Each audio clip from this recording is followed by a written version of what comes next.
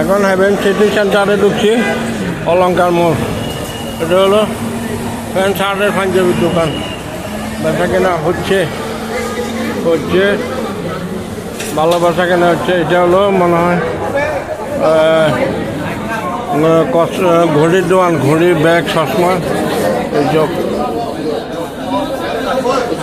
এটা হলো শার্ট প্যান্টের দোকান, শার্ট প্যান্টের দোকান। এটা হলো মুদি আইটেম সবগুলি। এগুলো হলো প্যান্ট, গেঞ্জি আইটেম। এগুলো হলো শার্ট প্যান্ট ওইসব।